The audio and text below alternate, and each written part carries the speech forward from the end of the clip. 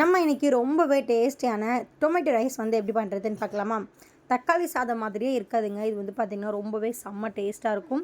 நான் வந்து பார்த்திங்கன்னா நார்மல் ரைஸில் பண்ணுறேன். நீங்கள் பாஸ்மதி ரைஸில் செஞ்சீங்க அப்படின்னா ஃபுல்லாகவே வந்து பார்த்திங்கன்னா இந்த பிரியாணி டேஸ்ட் கண்டிப்பாக இருக்கும். கண்டிப்பாக செஞ்சு பாருங்கள் இந்த மாதிரி.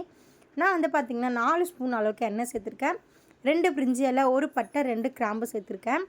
5லேருந்து 6 பச்சை மிளகாய் வந்து சேர்த்துக்கோங்க. நல்லா வந்து ஃப்ரை ஆகட்டும். இந்த மாதிரி டைமில் வந்து பார்த்திங்கன்னா 4 பெரிய வெங்காயத்தை வந்து இந்த மாதிரி நீல வாக்கில் வந்து கட் பண்ணி வச்சுருக்கேன். அதையும் நம்ம சேர்த்து நல்லா கிளறி விட்டுக்கலாம்.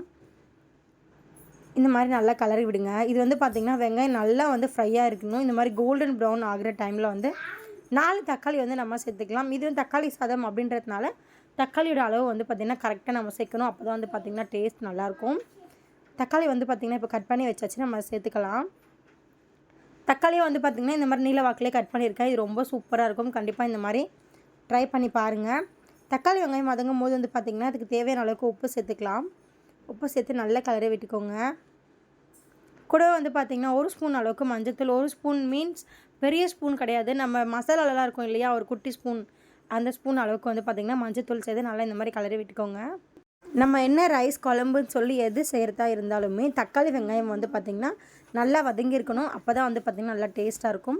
இப்போ வந்து பார்த்திங்கன்னா 2 ஸ்பூன் அளவுக்கு இஞ்சி பூண்டு பேஸ்ட் சேர்த்து நல்லா கிளறி விட்டுக்கோங்க. இஞ்சி பூண்டு பேஸ்ட் வந்து பார்த்திங்கன்னா இதுக்கு ரொம்பவே மெயின்.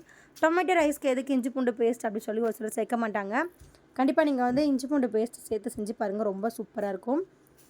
இந்த மாதிரி கிளறி விட்டுக்கலாம்.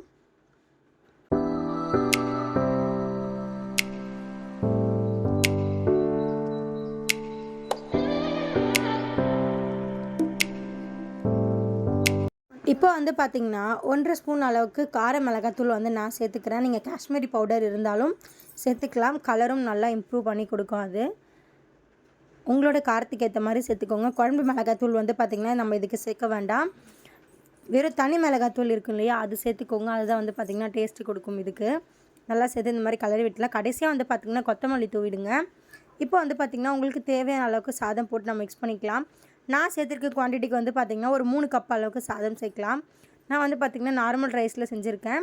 நீங்கள் பாஸ்மதி ரைஸில் செஞ்சு பாருங்கள், ரொம்ப டேஸ்ட்டாக இருக்கும். கண்டிப்பாக வந்து பார்த்திங்கன்னா இதே மாதிரி செஞ்சு பாருங்கள். பார்க்குறதுக்கு எவ்வளோ சூப்பராக இருக்குது பாருங்கள். எங்கள் வீட்டு குட்டீஸ்லாம் வந்து பார்த்திங்கன்னா வேண்டான்னு சொன்னாங்க. ஆக்சுவலாக இது ஒரு வாய் சாப்பிட்டதுக்கப்புறம் அவங்களே விரும்பி சாப்பிட்டாங்க. ஒரு சில பசங்களாம் வந்து பார்த்திங்கன்னா மோஸ்ட்லி பிரியாணி தான் வந்து லைக் பண்ணுவாங்க. அந்த மாதிரி டைமில் வந்து பார்த்திங்கன்னா நீங்கள் இந்த மாதிரி செஞ்சு கொடுத்தீங்க அப்படின்னா அவங்களும் விரும்பி சாப்பிடுவாங்க. ரொம்பவே பிடிக்கும் அவங்களுக்கும். அண்ட் நம்ம வீட்டில் செஞ்சு செய்கிறது வந்து பார்த்திங்கன்னா ரொம்பவே ஹெல்த்தியாக இருக்கும் இல்லையா. கண்டிப்பாக இந்த மாதிரி செஞ்சு கொடுத்து பாருங்கள். மறக்காமல் நம்ம சேனல் சப்ஸ்கிரைப் பண்ணுங்கள், பெல் பட்டனை கிளிக் பண்ணுங்கள். அப்போ தான் வந்து பார்த்திங்கன்னா நான் போடுற வீடியோஸ் ஒரு நோட்டிஃபிகேஷன்லாம் உங்களுக்கு வரும். தேங்க்யூ.